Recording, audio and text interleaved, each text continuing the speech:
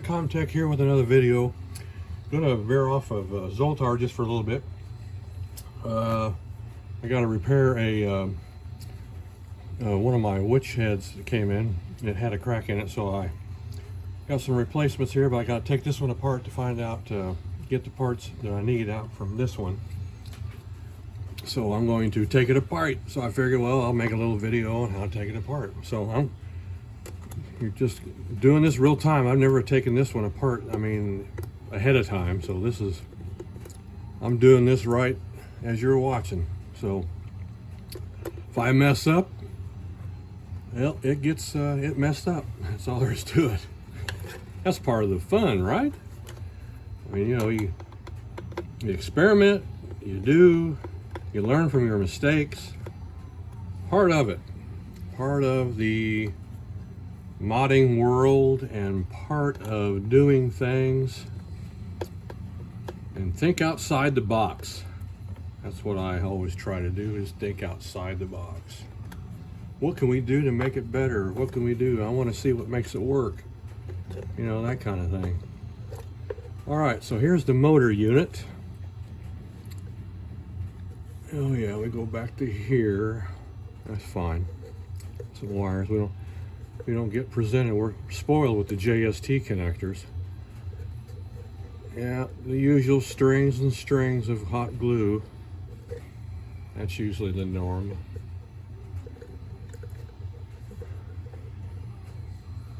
I wonder what these people look like when they go home after gluing stuff up all day long.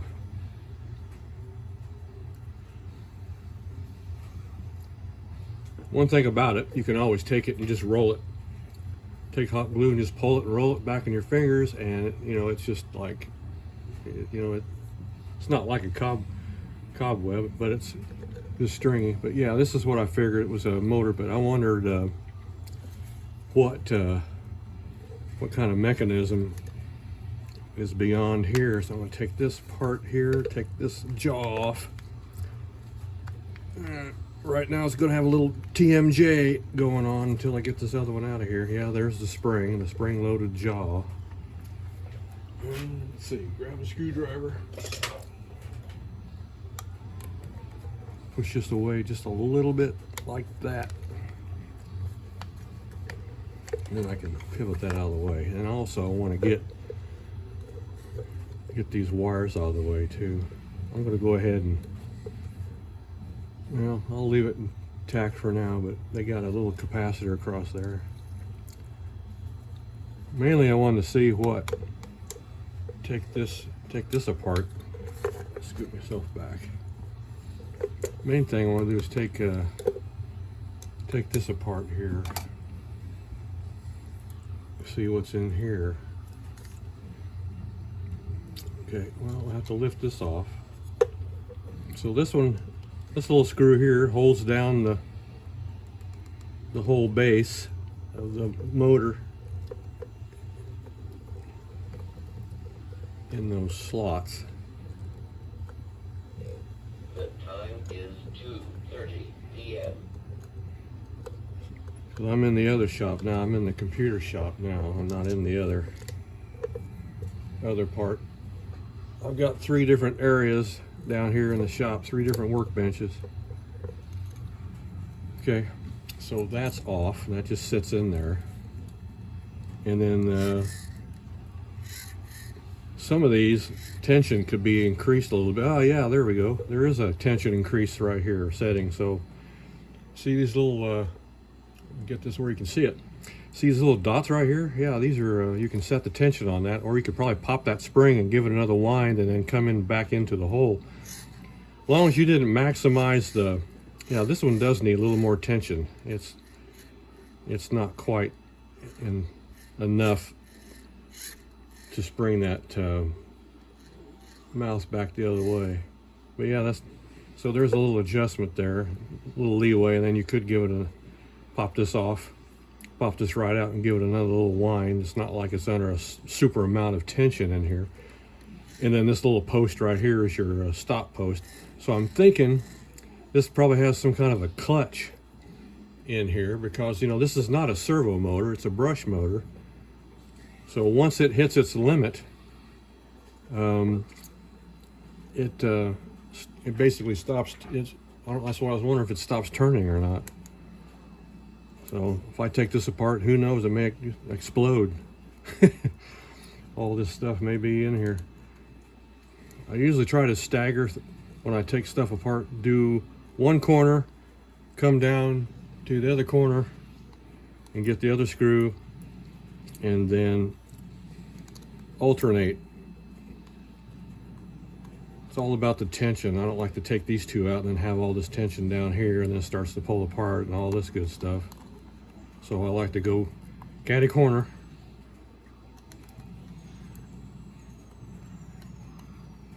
This was an inexpensive, these are the 3 witch heads from Amazon, the ones you put along your driveway or your sidewalk.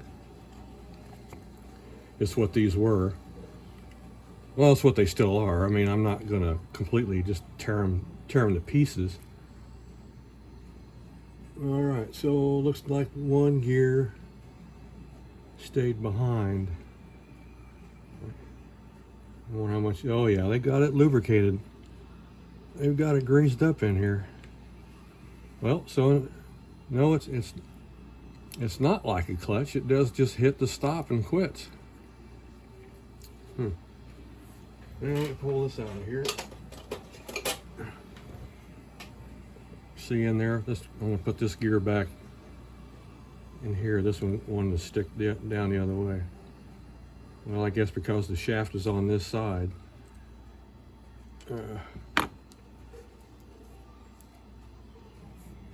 So there's that spring tensioner just slid right off. Right here it is. That was on the front. We'll have to put all that back anyway. Let me see if I can that shaft come out? Yeah, it's just sitting in there. All right, so let's put this shaft back in here. Oh yeah, that's the reason why it came out, because that one's just a little divot to hold it. This one here is a deeper. This one in here was deeper to hold the shaft in place. But nope, it's not belt driven, and it wasn't that. I'm gonna put this one back then. Let's put it back on here.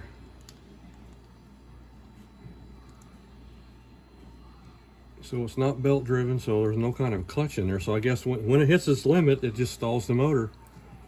But when I did some current testing on it, I never noticed anything about it, you know, drawing more current when the job was at its stop position. Now let's put that back together, and then, yep, still turns fine. Okay.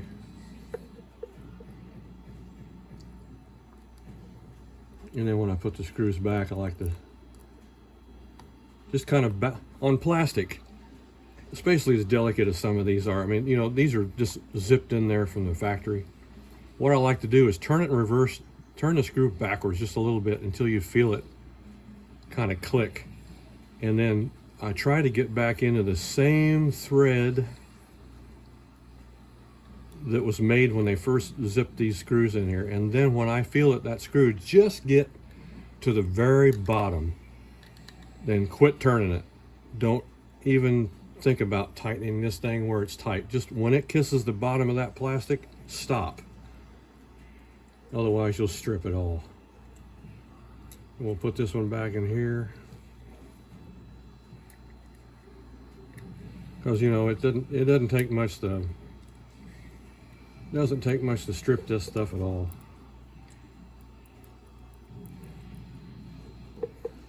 At all. Put that one back. There, see, I felt it right there. When I felt it made up with the old threads, and then I put that in. And when they go in easy, then you know you've hit the old area, the original. Okay, let's check this one again. Yep, okay, it's down.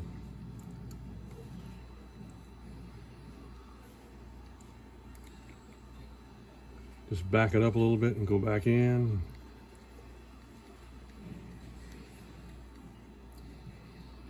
That's it. When it kisses that other piece of plastic, when you feel it tension, stop.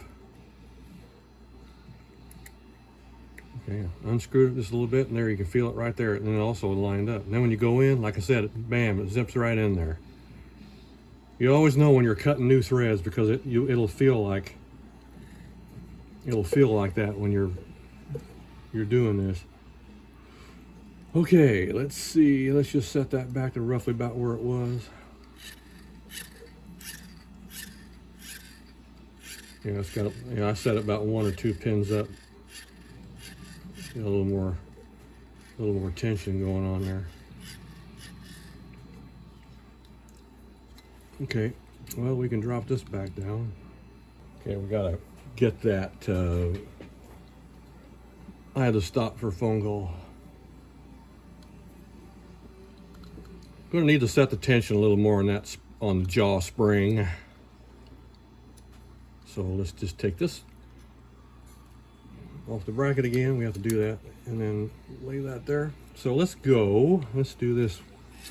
Feel this again here. Put more tension. We'll have to go.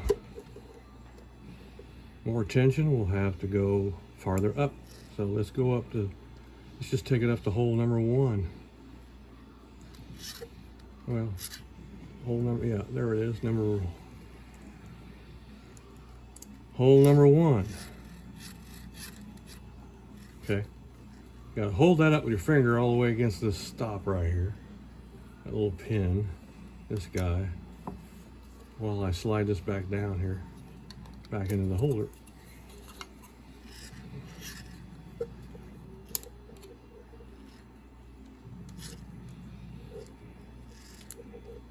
Get that spring compressed and get it where it won't. It's got a little more, I can tell, you can definitely tell now it's got a little more tension behind it now. Okay, so we'll see how that behaves. It's on pin number 1 there now. So we'll put this keeper screw back in it.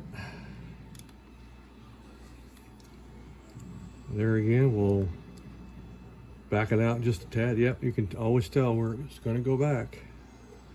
And you know, this stuff wasn't made to be taken apart, you know, back and forth, back and forth. I mean, but you know, there is a trick, kind of like in woodworking, there was a trick with wooden toothpicks.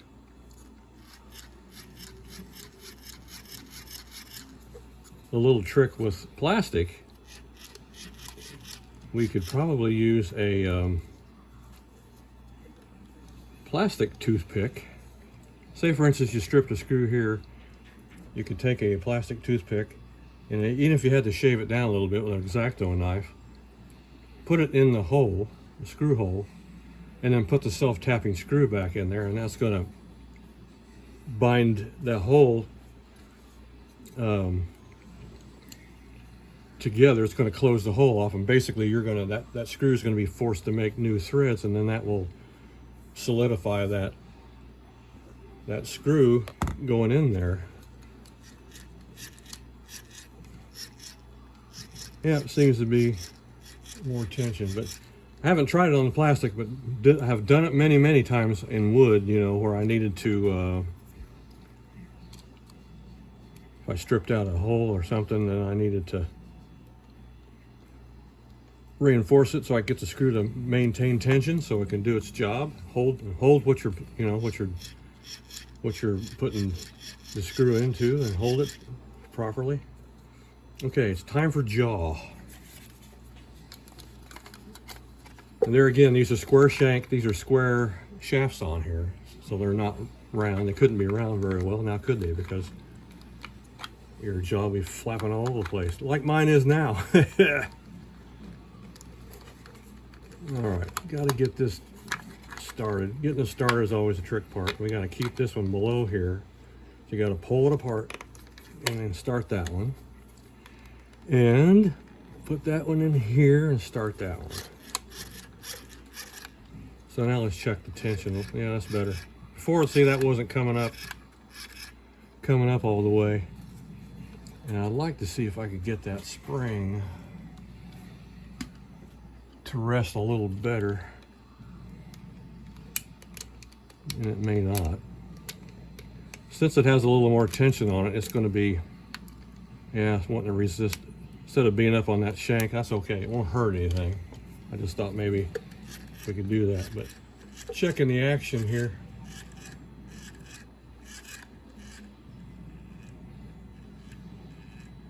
Because when my audio drives that motor, you know, it's not like a servo, whether we're varying it, you know, and putting it on, putting it off.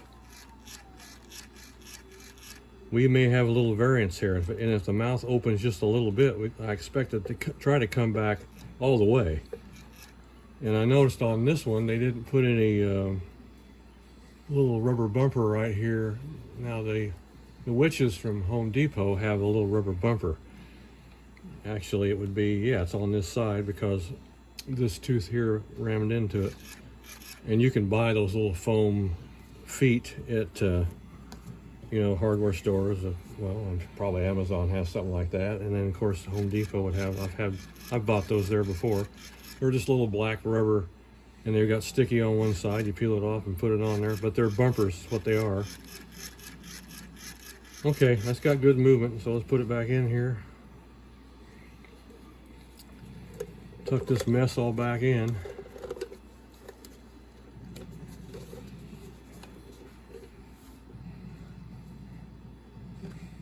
And that wire was just ran out like that, probably. Yeah, that side part anyway.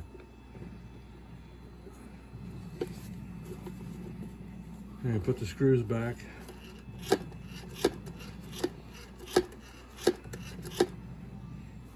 Of course, the witch is upside down, so gravity's helping to pull that mouth down. The real test is when I actually bring it back up on. Then I'm only going to put like a couple in here, just try it real fast. Just to see how it's going to react. Put one back here, and we'll put one up front, right underneath here.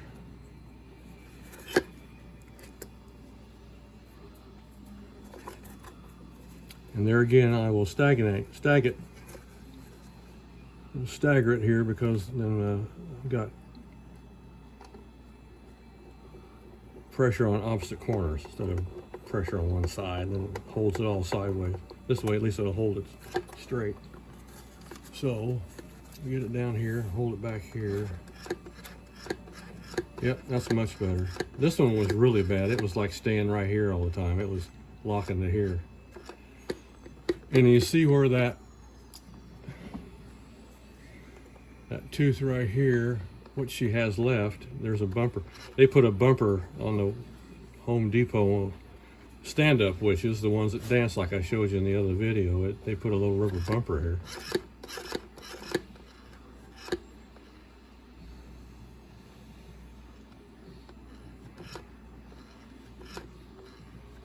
Yep, that's much better. Also, what I want to do to these, because you know this is the same mold that the Home Depot witches had, but they put eyeballs instead of LEDs. These just have red LEDs in them. Now, if you wanted to change the LEDs, you could change the LEDs, but since I have a trusty Dremel tool, I've got some different eyeballs I want to try in here that are translucent and they're already painted. Well, I could just take that Dremel tool and just surgically remove this whole area right here. I want to try that on this one.